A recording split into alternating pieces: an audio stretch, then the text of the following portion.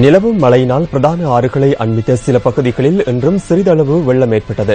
இன்று காலை 8:30 மணியுடன் நிறைவு பெற்ற கடந்த 24 மணித்தியாலங்களில் அதிகப்படியாக 112.6 மில்லிமீட்டர் மழை வீழ்ச்சி கொழும்பு மாவட்டத்தில் பதிவானது. ஹங்வல மற்றும் கம்பகா பகுதிகளில் நேற்றிரவு பெய்த கடும் மழையினை அடுத்து கலனிகங்கையின் நீர்மட்டம் உயர்ந்துள்ளது. நாகலகம் வீதி பகுதியில் உள்ள நீர்வாசிப்பு மானியில் 4 அடிக்கு மேல் நீர்மட்டம் காணப்பட்டது. கலனிகங்கையின் நீர்மட்டம் அதிகரித்தமையினால் மல்வானையை அண்மித்த பல பகுதிகளில் இன்று சிறிய அளவிலான வெள்ளப்பெருக்கு ஏற்பட்டது. மல்வான, கலுகொத்தையாவ, கணுகெட்டியாவ மற்றும் லெனக்கம்பல ஆகிய பகுதிகளில் வெள்ள நிலை காணப்பட்டதாக எமது செய்தியாளர்கள் தெரிவித்தனர்.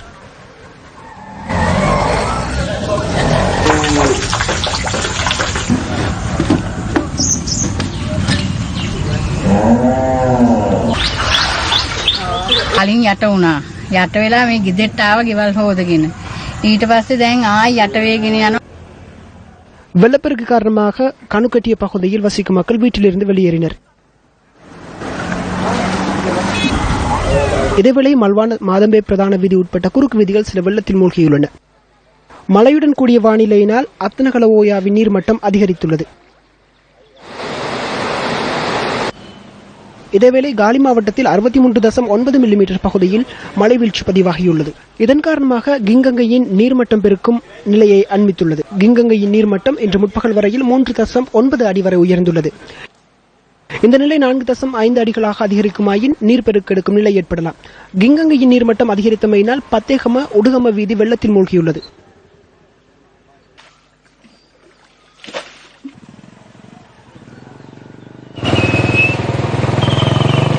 இதன் காரணமாக வக்கல்ல, ஹினிதுவ, மகாபோதிவித்த, நாகொட மற்றும் குருபவனா ஆகிய பகுதிகளில் வெள்ளம் தேங்கியுள்ளது. இதேவேளை காலி மொரகொட கால்வாய்க்கு நீர்வருகையினை அடுத்து காலி பத்தேகம வீதியின் தங்கொதர பகுதி நீரில் மூழ்கியுள்ளது.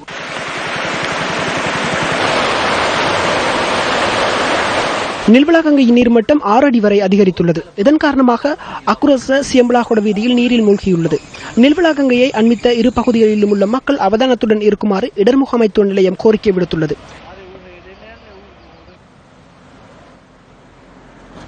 இதேவேளை கழுகங்கையின் நீர்மட்டம் 1.3 அடி வரை அதிகரித்துள்ளது.